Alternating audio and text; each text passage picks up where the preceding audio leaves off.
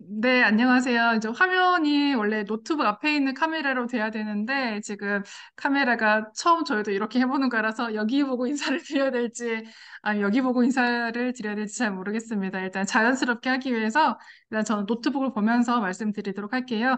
네, 안녕하세요. 저는 노동조합 사무처장 주혜영이라고 합니다. 일전에 여러 이제 대의원 대회라든지 행사에서 좀 몇 번 뵌 적이 있을 텐데요.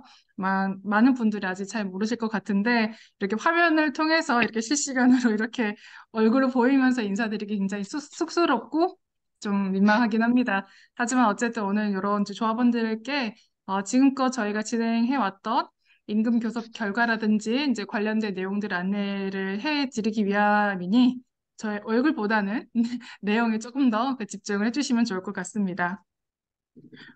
교육 자료라든지 이런 부분들은 저희가 막 공유를 해드렸을 거예요. 그래서 자료를 보시고 하시면 되시고, 오늘 말씀을 드릴 때도 제가 준비된 자료 PT를 제가 공유를 드리면서 말씀드리도록 하겠습니다. 오늘 일단 아마 준비된 자료 보신 분들은 아마 아실 수가 있겠는데요. 오늘 제가 준비한 자료에는 여러 가지 총 인건비에 대한 이제 이해를 돕기 위한 관련된 내용들이 좀 수록이 되어 있고요. 또 한 가지는 저희가 임금 교섭이 어떻게 진행됐는지에 대한 경과와 그리고 결과 내용들을 좀 담았고요. 또 마지막에 보시면은 공단 보수 체계라든지 이런 부분들도 제 스스로도 조금 더 이해를 해보려고 이제 참고 자료로 했던 내용들이 좀 있습니다. 그래서 두루두루 좀 보시면서 참고를 하시면 될 것 같고요. 오늘 주로 말씀드릴 거는 일단은 아마 아시는 분, 여기 많은 이제 지부장님들이나 아니면 대의원분들께서 아시는 분들 아마 저보다 더 잘 아실 수도 있을 것 같아요. 근데 총 인건비라는 거에 대한 이제 이해라든지 이런 게 좀 많은 분들이 모르실 것 같아서 일단 총 인건비가 무엇이고 어떻게 진행되는 건지 먼저 이해가 되셔야지 아마 저 임금에 대한 부분이 이해가 될 것 같아서 먼저 사전에 총 인건비가 무엇인지에 대해서 저희가 한번 설명을 좀 드리고요. 그 다음에 올해 그럼 그걸 이제 토대로 해서 어떻게 저희가 어떤 방식으로 임금 협상을 진행했는지에 대한 부분 그렇게 두 파트로 말씀을 드리도록 하겠습니다. 자료 구성은 일단 많은 분들의 이해를 돕기 위해서 일단은 제작을 하긴 하였지만은 일부 조금 이제 업데이트 해야 되는 부분이 좀 있을 것 같아요. 근데 그런 부분들을 저희가 추후에도 이제 버전을 조금 더 업데이트 하면서 조금 더 정제된 자료로 해서 주기적으로 좀 공유를 해드리도록 하겠습니다. 네, 먼저 일단은 화면부터 이제 보고 말씀을 드리겠습니다. 잠시만요. 화면 다 보이시나요? 잘 보이시죠? 총 인건비에 대해서 이제 2023년 임금 교섭 및 총 인건비 안내라는 자료 있습니다. 혹시 안 보이시거나 혹시 말씀하실 거 있으시면은 위에 채팅 창이 있거든요. 채팅 창에 이렇게 올려주시면은 저희가 또 실시간으로 또 제가 댓글 달아드리면서 말씀드리도록 하겠습니다. 네. 일단 안내를 해드리도록 하겠습니다. 총 인건비 제도가 어떤 것인지 먼저 설명을 드릴게요. 일단 저도 올해 일단 노동조 업무를 하면서 이제 이전부터 조금 이 총 인건비에 대해서 들어보긴 했으나 자세히는 잘 몰랐습니다. 뭐 총 인건비에 뭐 1.7%뭐 올린다더라 뭐 이런 내용들만 알았지 이게 어떻게 구성이 되고 왜 우리가 임금 교섭을 연말에 하는지 이제 이거의 총 인건비 제도를 좀 알아야 이제 어느 정도 이해가 되겠더라고요. 그래서 간단히 구성을 해봤습니다. 일단 총 인건비 제도라는 거는 각 시행기관이 당해 연도 편성된 총액 인건비 예산의 범위 내에서 조직 정원 보수의 예산에 관한 자율성을 가지되 그 결과에 대해 책임을 지는 제도라고 하는 거고요. 그 대상 경비 보시면은 그러니까 모든 인건비 항목과 사실상 급여를 볼 수 있는 복리 후생비들을 다 포함하는 겁니다. 일단 그리고 이 대상 총 인건비제에 이제 제약을 받는 적용을 받는 기관들 같은 경우는 정보조직법 그리고 기타 법령에 의해 설치된 중앙행정기관 및 책임운영기관법 시행령상의 여러 기관들이라 보시면 됩니다. 일단 우리가 이제 갈때 알고 있는 여러 뭐 준정부기관, 기타 공공기관 많은 대부분의 기관들이 이 총인건비 제도를 제약을 받아서 임금 교섭이라든지 이런 게 이루어진다고 보시면 될 것 같고요. 세부적인 내용이라든지 관련된 근거 내용들은 이거 여러분 문서험이라든 찾아보시면 아실 거예요. 공기업 준정부기관 예산 운영 지침이라고 나와 있습니다. 해당 지침을 보시면은 총 인건비는 어떤 사람들한테 대상을 대고 어떻게 운영을 해야 하는지에 대한 내용이 나와 있으니 그걸 보시면 될 것 같습니다. 총인건비 제도 도입 과정을 간단히 설명드리면 이 부분은 이제 전년도에도 아마 설명이 됐던 것 같은데요. 예전에 이전 같은 경우에는 여러 가지 정원이라든지 급여라든지 이런 관련된 인력에 관한 사항들은 각각의 법으로 다 통제를 했다라고 합니다. 하지만 각각의 이제 법이 있다라고 한다면 뭔가 유연하게 대처를 하거나 이런 부분들에 좀 어려움이 있었고 여러 가지 사업의 이제 경직성이라든지 비효율이 있었다는 지금 문제점이 있었다고 합니다. 그래서 이제 2003년도쯤에 그 공공기관 자율을 향상을 하고 효율성을 어떻게 하면 강화를 할지에 대한 방법을 모색을 하다가 정부 혁신 지방 분권 로드맵 과제로 선정을 해서 관련 제도에 대한 부분들을 이제 이제 논의되기 시작을 했고요. 그래서 2005년도에는 대통령 주재 국정과제 회의에서 총회 인건비제를 채택을 했고 이때 이제 시험을 실시를 하였고 2006년에 공공기관을 도입을 하고 2007년에는 아, 정부부처 대상 총액 인건비제를 전면 도입을 했다고 합니다. 그래서 실제로 이제 전면 도입이 된 건 2007년으로 볼 수가 있을 거고 지금까지 현재가 지금 2023년이니까 굉장히 오랜 기간 동안 이 총인건비제가 일단 운영이 되어 왔다라고 알 수가 있을 것 같습니다.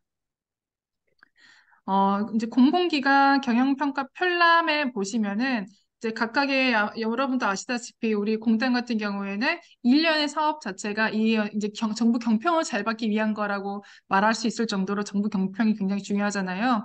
여러 이제 사업이라든지 각각 지부지사에서도 여러 가지 실적을 저희가 달성을 해야 되고 여러 거 하는 모든 거의 목적이 아마 경평을 잘 받기 위함이 아마 아닐 수가 없는데요.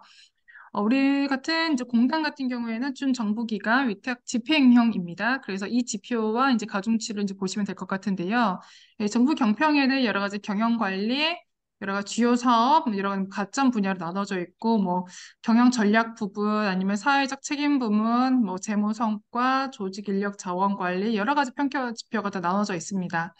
그중에서 우리 일단 임금과 관련된 부분은 보수 및 복리후생 관리라는 항목에 총인건비 관리라고 별도의 항목이 있습니다. 총인건비 관리가 3점으로 일단은 계량 점수가 되어 있는데 이 인건비 관리를 지켰느냐, 준수를 했는지 안 했는지에 따라서 이거는 뭐 절반 점수도 없고 3점을 맞을 수 있는지 아니면 0점인지 이게 갈리게 되는 굉장히 중요한 요소라고 볼 수가 있을 것 같습니다. 그렇기 때문에 대다수의 공공기관들이 이 총인건비제를 준수를 하여서 임금 인상이라든지 교섭을 진행하고 있다는 점 인지를 해주시면 될 것 같습니다. 세부 내용을 보시면은 각각의 경영평가 편람에도 각각의 복리후생 부문들은 어떻게 평가하는지에 대한 이런 게 나와 있고요. 특히나 아까 말씀드렸듯이 이 총인건비 관리에 대한 부분은 총 공기업, 준정부기업 예산 운영 지침의 총인건비 인상률 준수 여부를 평가한다라고 되어 있고 인상률. 이 부분을 전년도 인건비에서 대비 평가당도 총인건비 빼기 전년도 총인건비가 총인건비 인상률 2023년 같은 경우 1.7%죠. 이거를 준수했는지 안 했는지 이 단순 평가가 이게 계량 3점이라는 거 이렇게 나와 있습니다. 그래서 우리는 이 인건비 이 관리를 하기 위해서 이 관리 안에서 우리가 임금 교섭을 진행하고 있다라는 거 보시면 될 것 같습니다. 아까 말씀드렸듯이 그 중이라고 써 있네요. 준정부기관 그 예산 운영 지침을 보시면은 여기 보시면 인건비는 모든 인건비 항목과 사실상 이런 거를 포함한다고 나와 있고요. 그리고 예산의 1.7%, 올해 2023년도 인건비는 예산 1.7% 이내에서 징역에서 편성하고 예산 범위 내에서 집행한다라고 나와 있는 거 볼 수 있습니다. 아, 이렇게 인건비 동결론도 나와 있고, 그리고 인건비 인상률 산정 시 제외한다라는 여러 항목들도 있는데, 이건 뒤에서 더 추가적으로 설명해 드리도록 하겠습니다. 이런 아까 예산 지침에도 제외 사항들이 나와 있고요. 인건비 제도, 이제 여러 가지 사례를 보시면은 인건비, 총인건비 이렇게 나눠져 있는 거 보실 수가 있을 거예요. 이 부분도 뒤에서 간단히 좀 저희가 도식화되어 있는 내용 좀 보시면서 설명해 드리겠습니다. 퇴직급여, 사내복지기금, 출연금 이런 건 인건비에는 다 들어가지만 총 인건비에는 포함이 되지 않는다는 거 보실 수가 있고요. 해외 근무 수당 같은 경우도 원래는 저희가 총 인건비에 포함이 됐으나 올해부터는 저희가 해외 근무 수당에서 빠진다는 거 참고해 주시면 될 것 같고요.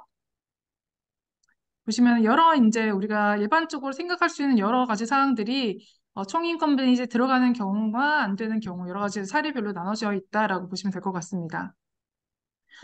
일단 총인건비 제도가 이렇게 말로만 들었지 이게 정말 머릿속으로 아마 잘 그려지진 않으실 것 같아요. 저도 처음으로 이제 여러 가지 지침이라든지 규정 내용을 들으면서 이해를 하려고 했는데 이해가 잘 좀 되기가 참 어려웠습니다. 그래서 어떻게 하면은 이제 여러 조합원들께 이 총인건비 제도를 이해시킬 수 있을까 고민을 좀 해봤는데요.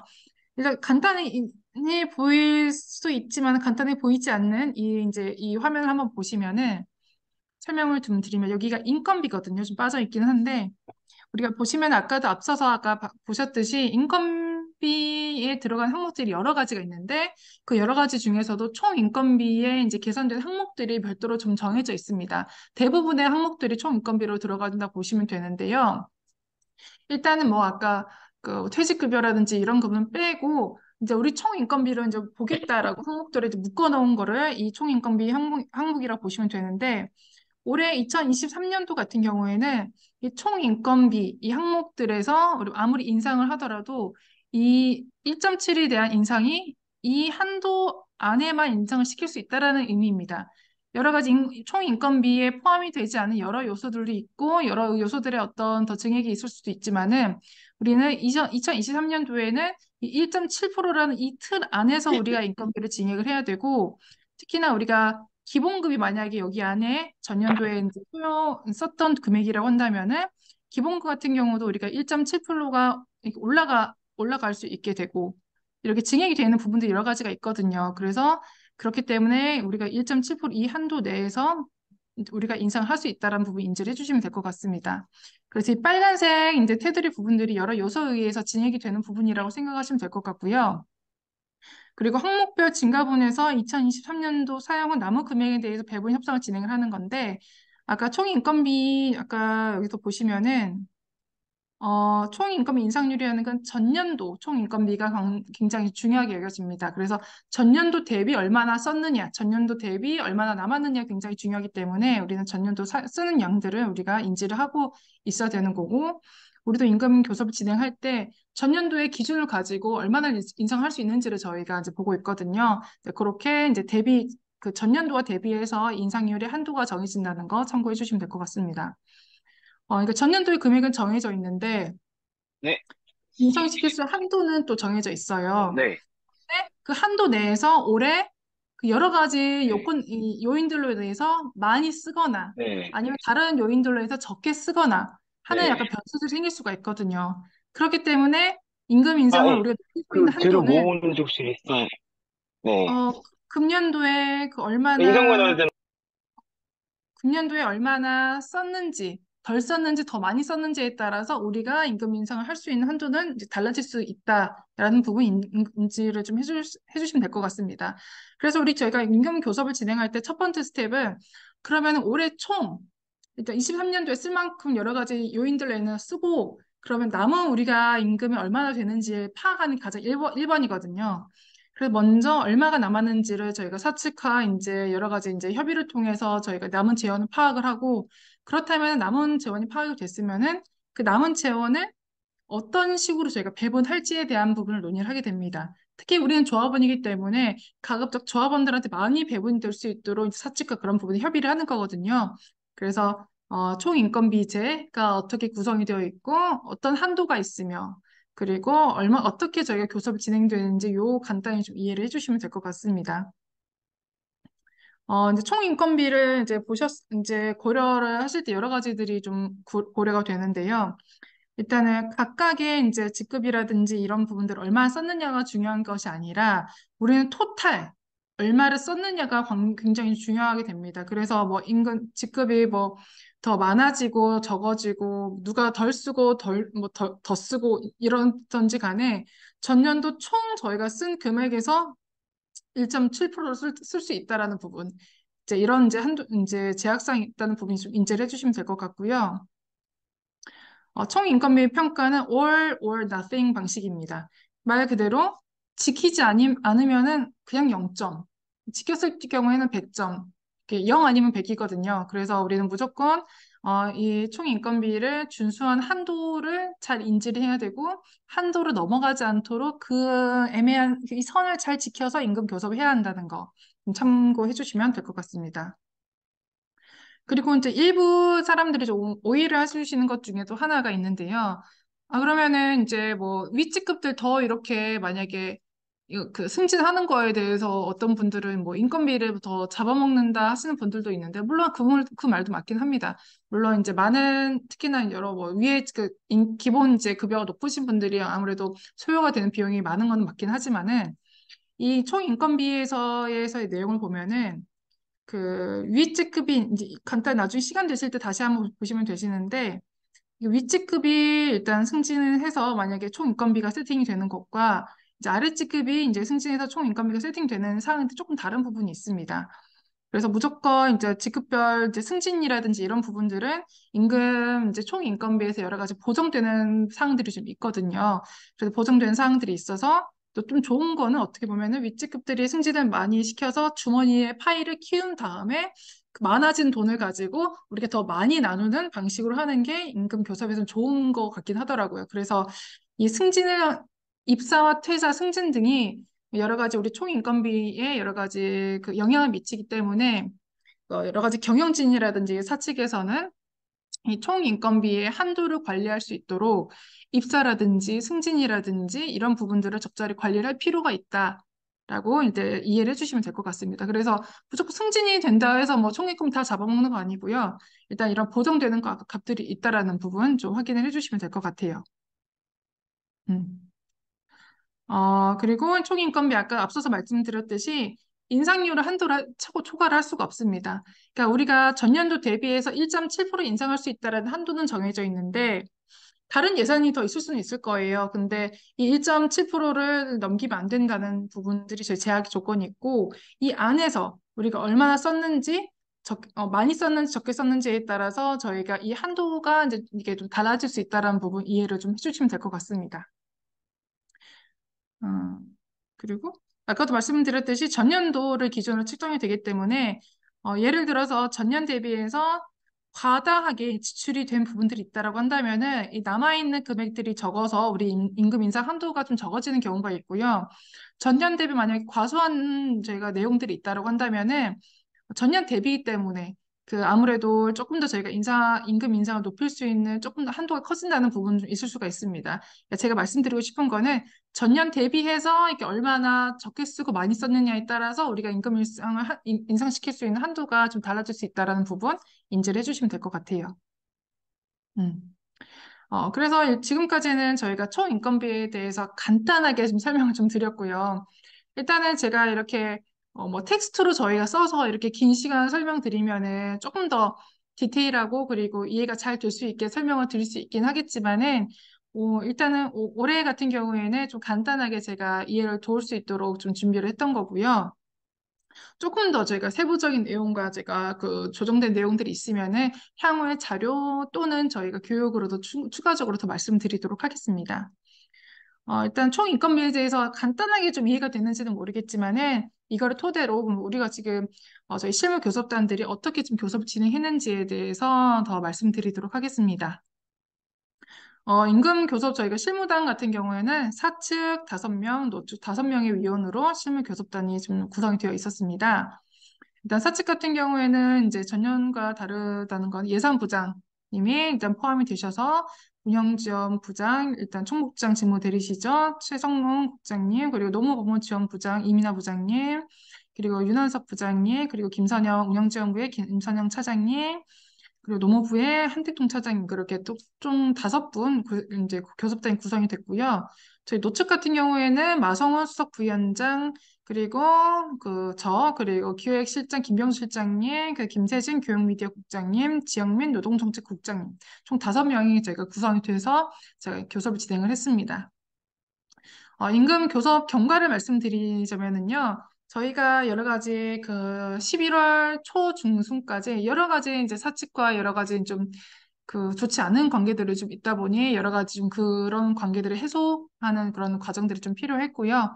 또한 여러 가지 아까도 말씀드렸듯이 재원이 얼마 남았는지가 가장 우선적으로 필요합니다. 재원이가 우리가 임금 인상 올릴 수 있는 돈이 얼마나 남았으며 이 얼마를 가지고 이제 그 배분에 대한 거를 저희 협의를 하는 거거든요. 그래서 저희가 일단은 11월 급여 이후거든요. 그 28일 먼저 실무 회의를 저희가 진행을 했고, 이때 각각의 앞으로 어떻게 지금 임금 교섭을 진행할지에 대한 이제 절차라든지, 그리고 상견례 이런 걸 좀 진행을 했습니다. 그리고 그 후에는 여러 가지 그 2차, 3차, 4차, 뭐 8차까지 진행됐다고 나왔지만은 실제로 저희가 이 실문 교섭단 사측과 얘기하고 나눈 것들은 공식적 회의 말고도 뭐 하루에도 뭐 두세 번 만난 적도 있고요. 여러 가지 그 교섭단들끼리도 여러 가지 것들도 있고 굉장히 여러 번에 걸쳐서 저희가 논의를 진행이 되게 됐습니다. 그러면 이 실무회의를 진행하면서 어떤 걸 저희가 파악했느냐면은 먼저 아까 말씀드렸듯이 재원에 대한 그 파악이 굉장히 좀 중요합니다. 그래서 얼마 남았는지 각각의 여러 이제 총 운영지원부에서는 여러 가지 급여 대장이라든지 이런 걸 확인해서 평균 인원이 또 얼마나 되는지를 또 저희 그 이런 부분 정리를 해야 되고 또 이제 총 인건비 안에는 이제 자격 근로 검정 휴일 근로수당에 대한 부분도 포함이 되거든요. 그래서 지금까지 이제 검정 휴일 근로수당을 얼마나 썼는지, 그 직원들한테 지급된 뭐 장기 근속 수당이 얼마가 썼는지 이런 각종 쓴 금액들을 다 모아서 이제 쓴 금액이 얼마가 되는지를 확인하고 연말까지 추정치에 대한 부분을 확인하고 그렇다면 연말까지 다 쓰고도 얼마가 남았는가요를 보는 거거든요. 그래서 그 남은 금액을 가지고 협의를 하는 건데 그 남아있는 그 우리가 협의할 수 있는 그 재원 남아있는 금액들이 조금씩 계속 달라지는 겁니다. 예를 들면은 뭐 휴일 검정 같은 경우가 12월까지도 이제 일부 검정이 조금 있었잖아요. 그래서 그 12월까지 얼마나 써야 되는지 추정치에 대한 부분이 계속 좀 변동이 되게 됐고요. 그리고 기타 뭐 시간의 부분들 못 올리신 분들도 있을 거예요. 그래서 연말까지 시간에가 또 얼마가 써지는지 이런 부분에 대한 부분이 확인이 좀 안 되고 정리하고 뭐 보험 부분은 정리하고 이런 걸 진행하다 보니 이제 임금을 우리가 인상을 할 수 있는 재원이 계속 변동이 됐습니다. 일단 사측에서는 뭐 5억 올릴 수 있다. 처음에는 그 다음에는 뭐 8억, 뭐 10억을 올릴 수 있는 한도가 있다. 그 다음에는 뭐 8억을 올릴 수 있는 한도가 있다. 그러니까 자꾸 변경되는 일단은 한도 때문에 저희가 이걸 실질적인 어떤 배분에 대한 협의를 하기가 어려웠습니다. 그래서 어떤 부분이 빠졌는지, 이렇게 연말까지 추정하는 이 추정치가 이게 맞는 건지, 이런 부분들을 자꾸 체크하고 저희가 확인하는 절차를 어떻게 보면 실무회의 때 이제 지속적으로 저희가 진행을 했고, 또 한 가지는 사측에서는 그럼 어떤 사항을 원하는 건지, 근데 우리 조합에서는 어떤 부분을 저희가 요구를 하는 건지, 각각의 사측과 녹측이 요구하는 이 안을 가지고 저희가 주로 이제 협의하고 협상하고 이런 과정들을 거치는 것을 실무 회의를 좀 진행을 했거든요.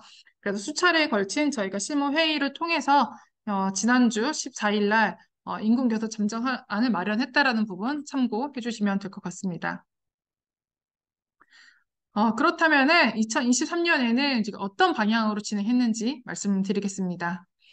일단 저희가 뭐 전년 같은 경우에는 뭐 일본 이제 설명 들으신 분들은 아시겠지만은 여러 뭐 일시금 부분들이 뭐 있긴 했지만은 올해 같은 경우에는 일시금은 거의 이제 없었고 저희는 가급적 일시금보다는 기본급 이제 기본 봉급의 인상 올릴 수 있는 것에 집중을 좀 하게 되었습니다. 그리고 여러 가지 이제 조직 분위기라든지 이런 것 차원에서 사업 분야별 종사자분들의 사기 진작을 하고 그리고 비정상적으로 받아왔던 그 수당들이 있어서 그런 부분을 정상화시키는 쪽으로 저희가 지금 진행을 했고요. 그리고 장기 근속 요즘에 퇴사율 굉장히 좀 많잖아요. 그래서 우리 조합원들의 여러 가지 장기 근속 유도를 하기 위해서 하위 직급분들 처우를 개선하는 것 좀 저희가 고려를 했고 하위 직뿐만 아니라 사업 지원직 분들에 대해서 처우 개선하는 거를 저희가 조금 더 고려를 했다라고 생각을 해주시면 될 것 같습니다. 아까도 앞선서 말씀드렸지만은 총 인건비제라는 저희가 제약 사항이 있기 때문에 한도의 제한이 있으므로 우리가 주어진 조건 하에서 최대한 우리가 기본급을 인상을 시키고 그리고 최대한 어떻게 우리가 원하는 부분을 얻을 수 있는지에 대한 부분을 좀 집중을 했고요. 그리고 아까 중식비는 우리가 매월 받는 이 금액이 정해져 있습니다.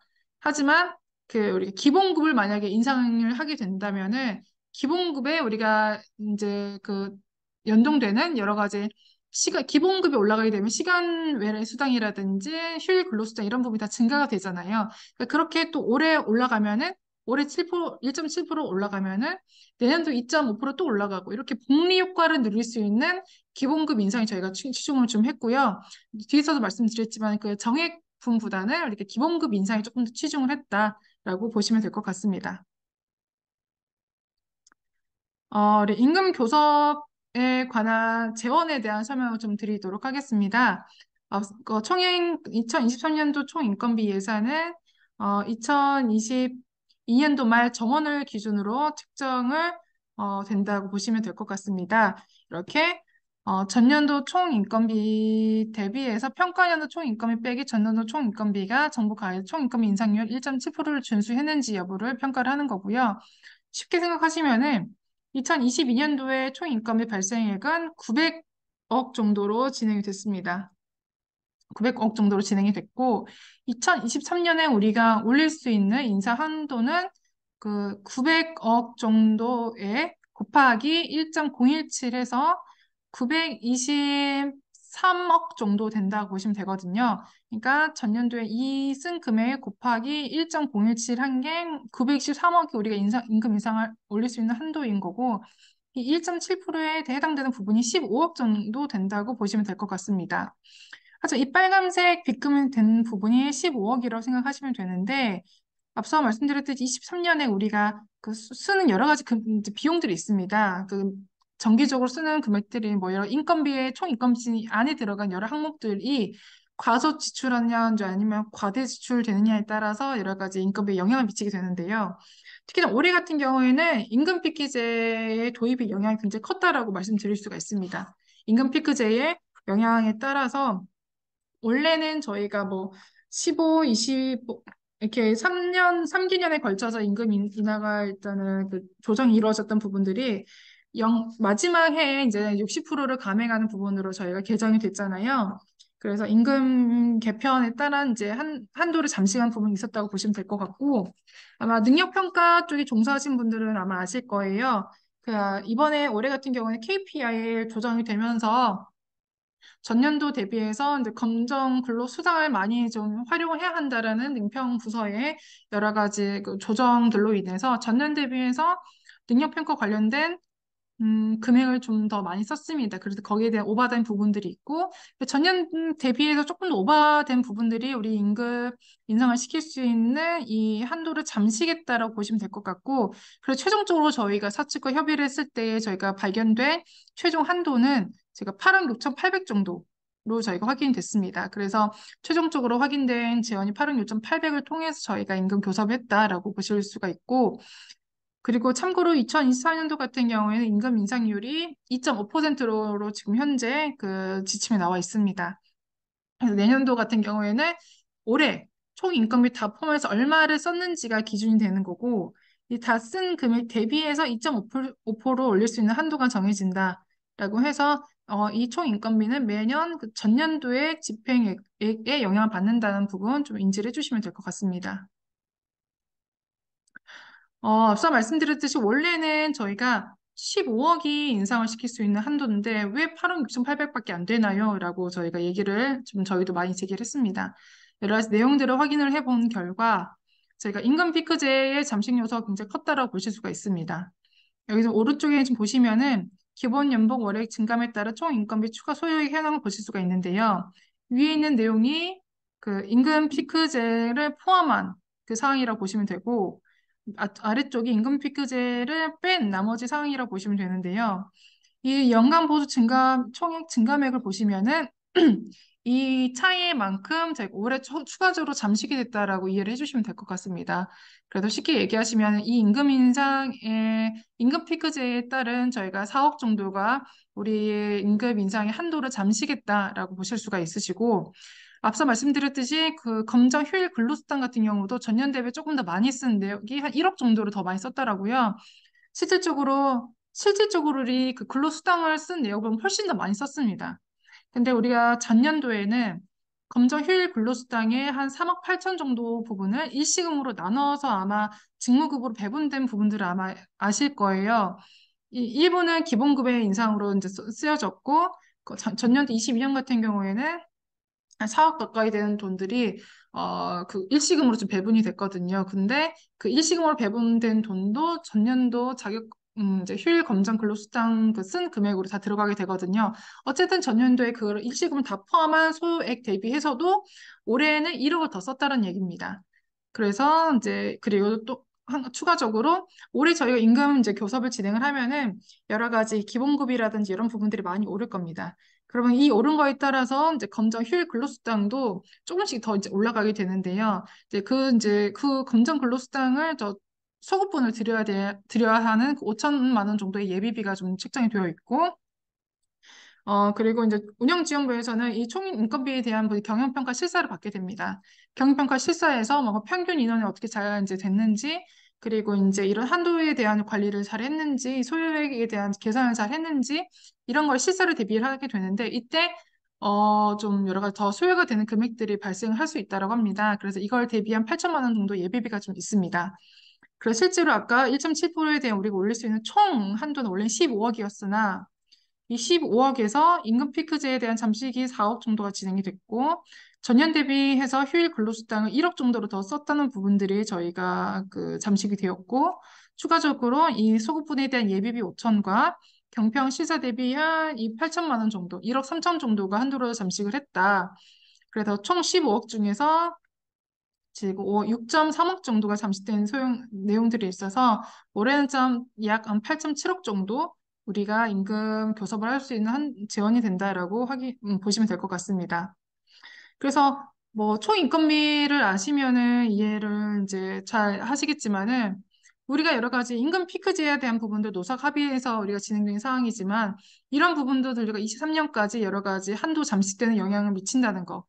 라 이해를 좀 하실 수가 있고요. 기타 이제 많은 분들께서 기능 경기 나가시면서 이제 휴일에 근무하시는 거, 우리가 뭐 개별적으로 지급이 되는 여러 포상비 같은 거, 그리고 우리 복지비를 뭐 더 올리라고 하지만은 올릴 수는 있습니다. 복지비를 더 올릴 수는 있지만은 총 인건비 한도 내에서 우리가 올리는 부분이기 때문에 조삼모사라고 보실 수가 있어요. 그래서 우리들이 이제 사업을 진행하면서 진행하는 여러 가지 지출에 관한 사항들이 총 인건비에 우리가 영향을 준다라는 부분을 좀 인지를 해주시면은 이제 좋으실 것 같습니다. 그래서 개별적으로 각각의 이제 일을 하시는 분들께서도 한 번씩은 우리가 이런 내가 어떤 지침을 개정하거나 어떤 비용을 주는 부분들이 우리 총 인건비에 영향을 주는 게 아닌가라는 생각을 한 번씩 좀 해보시면 좋을 것 같아요.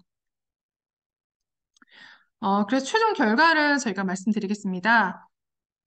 오늘 아까 말씀드렸지만 그 예전에 저희가 21년도에 체결했던 임금 피크제의 영향이 23년도 올해까지 지금 영향이 있는 걸로 보시면 될 것 같습니다. 그래서 여러 가지 잠식이 되는 여러 이제 요소가 있었음에도 불구하고 저희가 최대한 기본급을 올리기 위해서 저희가 노력을 많이 했거든요. 아까 실무 교섭 회의가 여러 차례 있었다는 이유도 총 그럼 얼마로 우리가 그 올릴 수 있는 한도가 얼마인지를 최대한 끌어모으기 위해서 그 실무 교섭이 있었다고 보시면 되는 거고 뭐 어느 선까지 우리가 이제 이 한도를 저희가 확인하고 나머지 부분도 뭐 일시금만 하자라고 할 수는 있습니다. 다 그렇지만 우리는 아까도 말씀드렸듯이 가급적 기본급을 높이는 게 장기적으로 우리 어떤 급여라든 이런 걸 높이는 데 굉장히 도움이 되기 때문에 최대한 저희가 일시금보다는 기본급에 올리는 데 저희가 좀 노력을 했다라고 이해를 해주시면 될 것 같습니다. 그래서 최종적으로 저희가 2023년도에는 3급 이하 전체 평균 임금 인상 지원을 전체 아까도 말씀드렸듯이 남은 금액이 8억 6,800 정도가 남았다고 했는데요. 8억 6,800 중에서 7억 3,500만 원, 총 금액 86%를 저희가 3급 이하의 임금을 올리는 데 좀 확보를 했습니다. 전년 같은 경우는 저희가 8억 3,600 중에서 6억 5,900 정도, 한 79% 정도가 상급 이하를 배부를 했었는데요.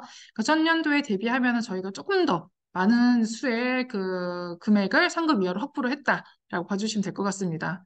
저 굉장히 노력 많이 했거든요. 이 기본급을 올리기 위해서 최대한 기본급을 올릴 수 있는 재원을 확보를 하기 위해서 굉장한 많은 논의와 저희가 교섭을 했다라는 부분 좀 이해를 해주시면 될 것 같습니다. 전년 대비해서도 굉장히 그 저희가 좋은 그 결과를 냈다라고 보시면 될 것 같고요. 그리고 이제 그 확보를 한 후에는 이제 배분에 대한 부분을 저희가 논의를 해야 되는데요.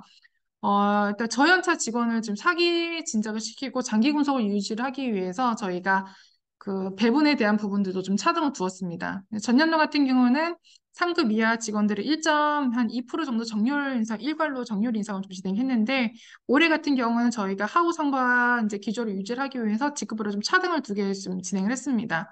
상급 이하 그 평균 임금에 대해서는 제가 1.41% 정도 평균적으로 좀 올리게 되었고 저희 연차 직급 이제 6급 같은 경우는 1.52% 정도 저희가 인상을 시켰다는 부분 이해를 해주시면 될 것 같습니다.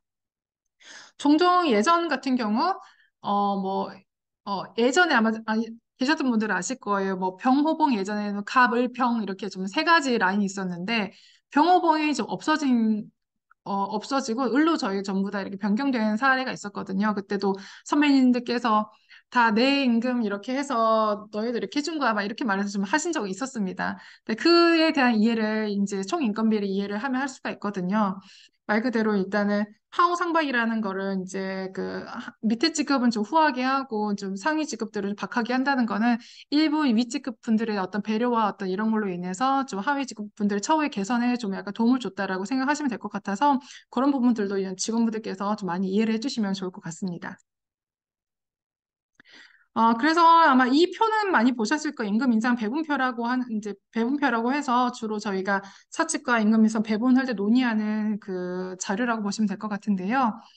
아까 3급 이하 같은 경우에는 저희가 1.41% 저희가 임금 인상을 평균 임금 인상을 올렸다고 보실 수가 있는데 여기 나와 있는 이제 자료는 저희가 기본급이라든지 기본급과 연동되는 시간에 아니면 가계전비가 대상이 된다고 보시면 될 것 같습니다. 실질적으로 임금 인상이 됐을 때 소급이 되는 부분이라고 생각하시면 될 것 같고요. 3급 같은 경우에는 저희가 1.30%, 4급은 1.35%, 5급은 1.47%, 6급은 1.52% 된다고 보시면 될 것 같습니다. 이 퍼센트를 어떻게 나누는지에 대한 설명 간단히 좀 드리면은 평균 저희가 이제 1.40으로 만약에 평균을 잡았을 때 원래는 평균이 1.4에서 0.05%를 이제 한 단계로 일단 받습니다. 그래서 3급 같은 경우는 두 단계를 낮춰서 1.30이 된 거고요. 4급 같은 경우는 1.4에서 한 단계 낮춰서 1.35가 된 거고, 5급은 1단계 높여서 1.45, 6급은 2단계 높여서 1.50 됐다고 보시면 되고, 그러니까 추가적으로 저희가 실무 교섭을 하면서 발견된 재원들이 좀 더 있었습니다. 그래서 한 몇 천, 추가적으로 확보된 그 재원들에 대해서는 아래측 5급과 6급 0.02% 정도 조금 더 저희가 배분을 하자라는 저희가 합의가 있어서 이렇게 좀 배분율이 정해졌다, 인상률이 정해졌다라고 보시면 될 것 같습니다. 앞서 보이는 이 인상률, 1인당 인상액 같은 경우에는 향후 올해 연말에 여러분께서 소급으로 이제 받게 될 금액을 예상치라고 보시면 될 것 같고요. 여기서 일부 조금 변경은 될 수는 있는데 큰 차이는 없다라고 보시면 될 것 같습니다. 소급분은 이제 간단히 확인이 되실 거고요. 일단 기본급 인상에 저희가 이제 최대로 주력을 했고, 추가적인 부분들은 가족수당 저희가 드디어 공무원 수준으로 인상을 했습니다.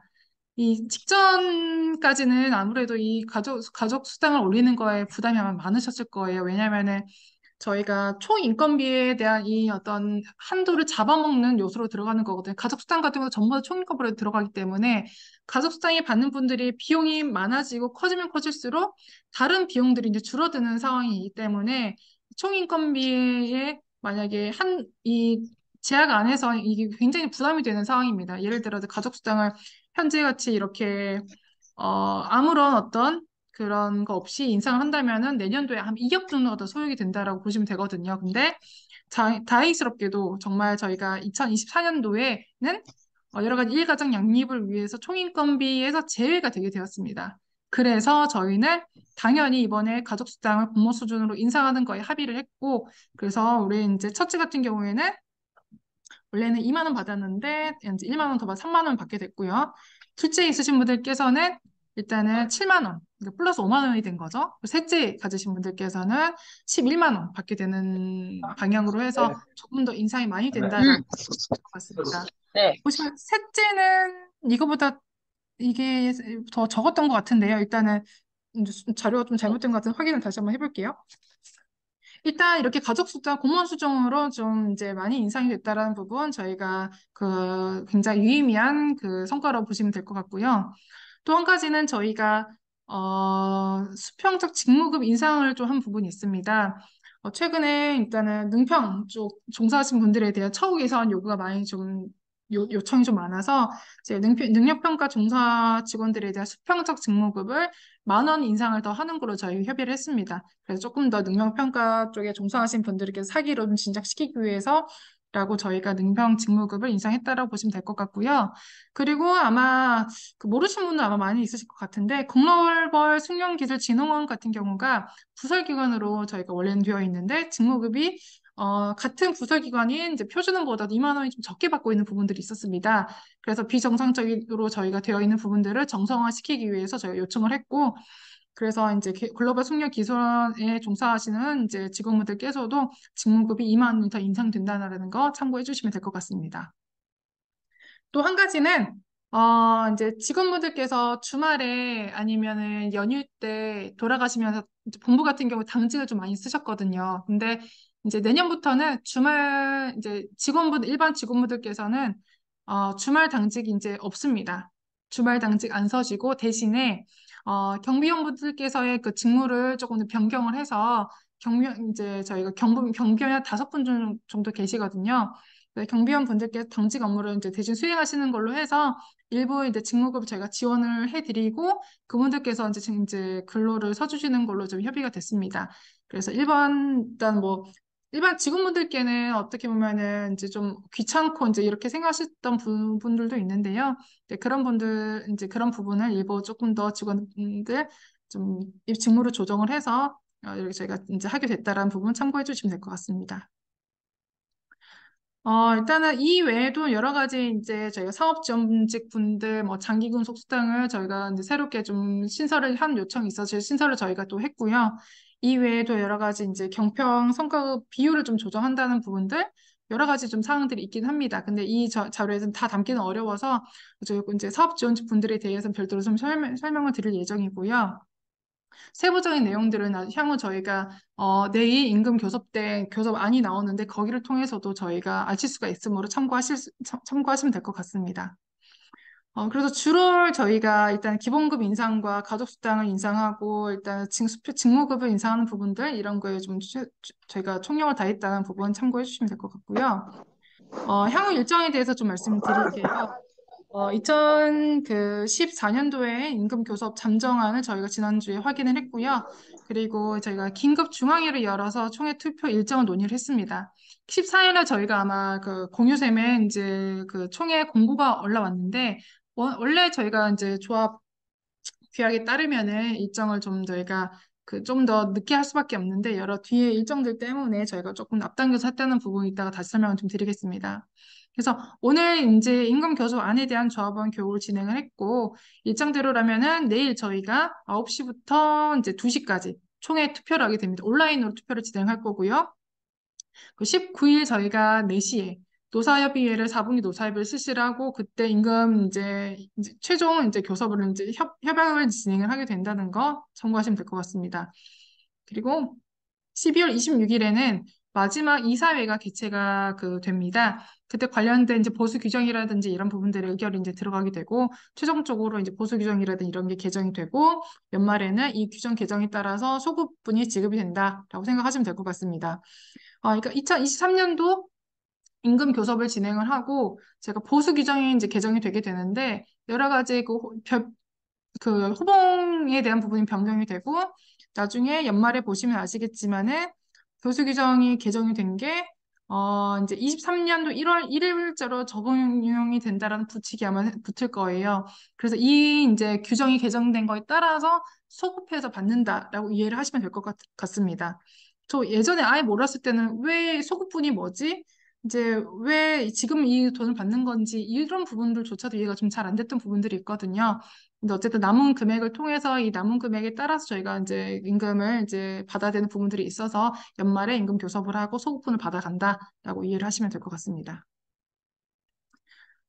이제 주로 아마 궁금해 하실 사항들이 있는 것 같아서 일단은 제가 몇 가지, 한 3가지만 좀 적어봤는데요. 임금 교섭을 왜 연말에 진행하는 건가요? 라고 하는 의문이 좀 들 수가 있을 것 같거든요. 아까 말씀드렸듯이 임금 인상 한도는 정해져 있습니다. 그런데 2023년에 여러 가지 사업을 추진을 하면서 소요되는 금액이 좀 달라질 수가 있거든요. 그래서 조금 더 뭐 과소 지출, 과대 지출이 되는 부분들이 있고 자녀 재원에 제가 임금이 2.7% 넘어서면 안 되기 때문에 일단은 2024 소요가 되는 금액들을 제외한 나머지 금액에 대해서 저희가 올릴 수가 있기 때문에 연말에 진행한다라고 이제 이해를 하시면 될 것 같고요. 종종 뭐 다른 기관들은 왜 우리는 1.7%밖에 안 돼요? 다른 데는 뭐 2점 몇 프로, 3점 몇 프로 올리는 것 같은데 우리는 그렇게 못하는 건가요? 라는 질문이 있었던 것 같아요. 근데 아까도 말씀드렸듯이 이제 정보조직법이라든지 기타 일단은 기관들 같은 경우에 대부분 우리가 아는 일반 공공기관은 전부 다 이 총인건비제에 제약을 받는다고 생각하시면 될 것 같습니다. 하지만 이제 이 임금 인상률을 표기하거나 이제 안내를 할 때 이 방식이 좀 차이가 일부 기관들만 있을 수가 있거든요. 근데 아까도 제가 뭐 저희가 1.2% 올렸다고 하지만은 실질적으로 여러분들 받아보시는 여러 가지 급여 명세서라든지 이런 걸 다 합해보시면은 1점 몇 프로보다 더 이상에 대한 비용을 받게 됩니다. 왜냐하면 저희는 그 호봉 승급분에 대한 부분들을 좀 말씀드리진 않거든요. 왜냐하면은 호봉 승급은 저희가 생애 주기에 따라 당연히 저희가 받아가는 금액이기 때문에 호봉 승급분은 빼고 저희가 일반 인상률을 말씀드리는 건데요. 근데 일반 아시는 분들 아시겠죠? 호봉 승급분을 또 포함으로 시키면은 생각보다 이것보다 좀 더 받아가시는 게 맞습니다. 보통 저희가 호봉 승급분 같은 경우는 한 1%? 1점 몇 프로 정도 일단은 그게 영향이 있다라고 보시는데요. 최소 한 1%라고 잡아도 저희가 지금 아까 앞서 말씀드렸듯이 평균 1.41%에 뭐 1%까지 더하면은 한 2점 몇 프로 정도 받는다고 또 이해를 하시면 되는 거고 거기다가 저희가 아까 평균 인상 3급 이하 인상률이 1.41%라고 말씀드렸는데 연말에 또 저희가 그 지난주까지 저희가 남은 한도를 가지고 재원을 가지고 협상을 했는데 또 급여일 다 끝나고 연말까지 갔을 때 조금 더 저희가 보이지 않는 남은 금액이 있을 수가 있습니다. 조금 더 남는 그 금액에 대해서는 저희가 또 상급 이하 일부 직원분들께 일시금으로도 배분한 돈들이 있거든요. 그것까지 조금 더 다 포함을 하면은 조금 더 우리가 말씀드리는 인상률보다 조금 더 많이 받아가신다라고 이해를 해주시면 될 것 같습니다.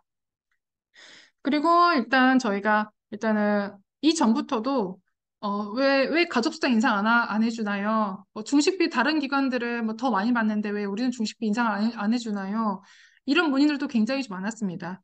근데 약간 이제 저희 중식비 같은 경우는 저희가 매월 정액으로 받는 이제 돈이기도 하고 중식비 같은 경우는 총 인건비 안에 포함이 지금 현재 되어 있습니다.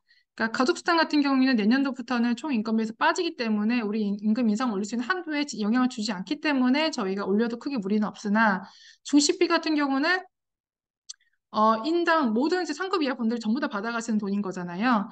중식비에 일단 10만 원이 현재 상태에서 만 원만 올리더라도 총 인건비 올릴 수 있는 한도의 잠시 굉장히 크게 됩니다. 공무원 수준이 뭐 14만 원, 15만 원 올리게 된다면은 거의 뭐 저희가 거의 올릴 수 있는 금액이 없을 수밖에 없을 정도로 굉장히 이 잠식에 대한 큰 부분이 크기 때문에 여러 세제 혜택이 있다고 하지만 그 부분은 그 부분보다는 기본급 이상을 했을 때 우리가 받는 그 이익이 훨씬 더 크다고 생각했기 때문에 중식비를 올릴 돈보다는 기본급 인상에 더 치중해서 올리는 게 조금 더 저희가 현명하다고 생각을 해서 중식비보다는 기본급 인상에 계속 저희가 좀 더 투입을 하고 있다라고 생각하시면 될 것 같습니다. 향후에 이런 중식비에 대한 부분들도 총인건비에서 좀 빠지고 이런 별도의 이제 재원이 확보가 되고 한다면 중식비도 물론 올릴 수 하긴 하겠지만은 현재 추가 재원이 없고 이 총인건비에 중식비 내용이 들어가 있는 한은 저희가 가급적 이제 기본급 올리는 데 치중할 수밖에 없다라는 한계가 있다 이해를 해주시면 될 것 같습니다. 그래서 오늘 일단 조합원 분들께 이런 사항들을 저희가 좀 안내해 드렸고, 일단은 조합원 총 투표를 저희가 내일 진행을 할 겁니다. 총 투표는 아마 이전부터도 여러 많은 분들께서 그 온라인 투표를 진행해 보셨을 거예요. 핸드폰으로 이제 본인이 인증하시고 아마 많이 참여해 보셨을 걸로 이해를 해서 크게 어렵지 않으실 걸로 생각이 되고요. 총회 의결 저희가 근거 같은 경우는 노동조합 기획 제45조 단체 협약안을 보시면 조합 단체교섭위원회는 단체 협약안을 작성 총회에 제출해야 하며 총회의 의결로서 이를 확정한다라고 되어 있습니다. 물론 이거를 조금 더 단체교섭이라는 게 우리가 여러 가지 뭐 해석이 될 수도 있긴 한데요. 좀 더 광의로 보자면은 저희가 임금 교섭 같은 경우도 이제 사용자들과 사용자들끼리 이렇게 하는 거기 때문에 단체 교섭이라고 볼 수도 있다라고 생각해서 저희가 총회에 의결을 이제 붙이는 거고요. 근데 아래쪽에 보시면은 노동조합 규약 제32조에 여러 가지 단체 교섭과 노사협의에 관한 사항들을 중앙위에서 여러 의결할 수가 있습니다. 저희가 다시 한번 좀 양해를 부탁드리고 저희가 설명을 드리는 것은 원래는 저희가 14일 날 공고를 했으면은 그 7일 후인 그 다음 주 목요일쯤에 저희가 그 조합 투표를 해야 되는 게 원칙적으로 맞긴 합니다. 근데 조합 투표를 그때 저희가 하게 되면은 그 후에 이제 노사 대표가 이렇게 좀 사인을 하게 되고 그 확정된 안에 대해서 이제 뭐 여러 가지 규정 개정이 여러 가지 늦어지게 되고 뒷선 여러 절차들에 대한 부분을 저희가 준수하기 좀 어려운 부분이 있고 만약에 그런 부분들이 좀 잘 되지 않는다면 저희가 임금 교섭 이게 금주? 저희가 올해 안에 여러 가지 보수 규정이 개정이 되지 않는다면 저희가 소급분을 받을 수가 없거든요. 소급분을 받을 수가 없으면은 일시금으로 돌려야 되는 방법밖에 없습니다. 그래서 저희가 부득이하게 저희가 여러 가지 중앙위 분들의 어떤 양해를 구해서 그리고 오늘 또 들으시는 많은 이제 조합원들의 양해를 구해서 저희가 오늘 좀 급하게 교육을 진행하게 됐고 그리고 이제 투표 같은 경우도 한 이틀 정도 좀 당겨서 저희가 그래서 내일 좀 진행하게 됐다라는 부분 이해를 해주시면 될 것 같습니다. 의결표로 역경 같은 경우에는 총회 의결은 제적 조합원 과반수의 참여와 참여 조합원 과반수 찬성으로 저희가 의결하게끔 되어 있습니다. 만약에 저희가 투표를 했는데 정족수 미달 등 총회 성리의 무효나 투표 부결 시에는 재협상 후에 재의결을 하게끔 되어 있습니다. 그리고 공고일, 그러니까 지난 14일 공고일 기준으로 1,423명의 조합원이 현재 있고요. 제적 조합원 과반의 이제 그 의결이 성립이 돼야지만 저희가 협의안이 의결될 수 있다라는 부분 참고해 주시면 될 것 같고 그렇기 때문에 좀 내일 많은 바쁜 일들도 있으시겠지만 가급적 많은 분들께서 좀 투표를 좀 해주시면 좋겠고 지부장님과 만약 여러 이제 간부님들께서도 그 여러 옆에 계시는 조합원들께 좀 투표를 잘 할 수 있도록 많은 독려 좀 부탁을 드리겠습니다. 19일 내일입니다. 내일 화요일 9시부터 14시까지 조합원 총 투표를 저희가 진행하게 됩니다.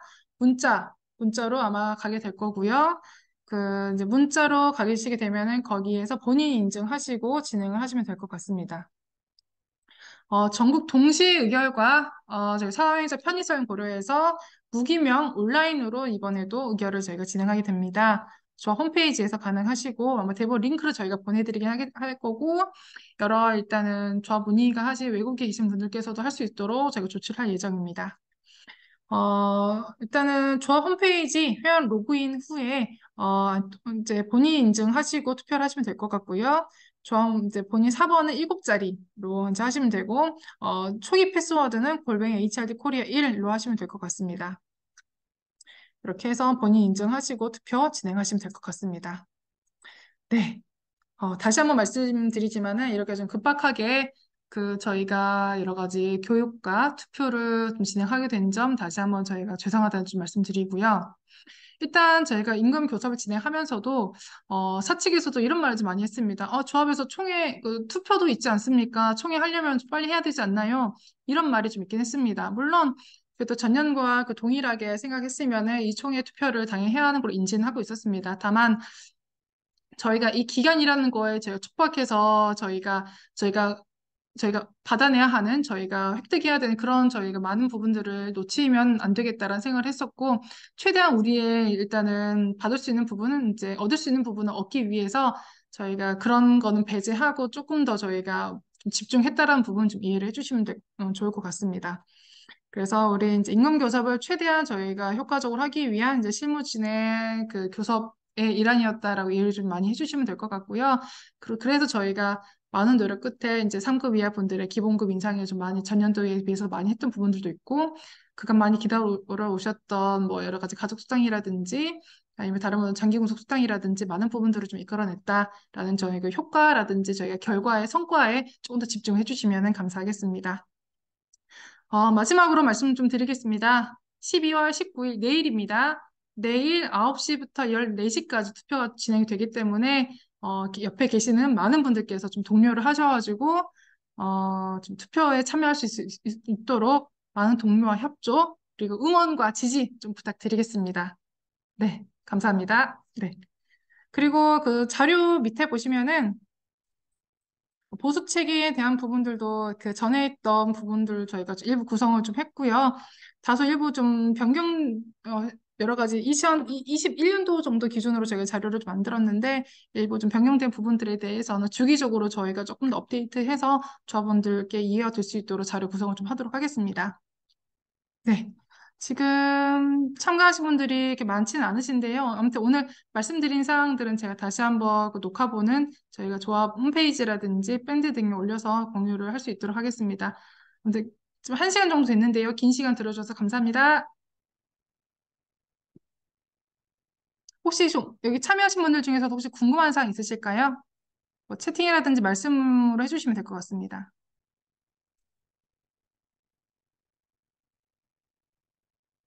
혹시 궁금한 사항 있으실까요? 어, 네. 없으시면은 오늘 일단 교육은 여기서 마치고 제가 추가적인 자료 좀 올려드리도록 하겠습니다. 감사합니다.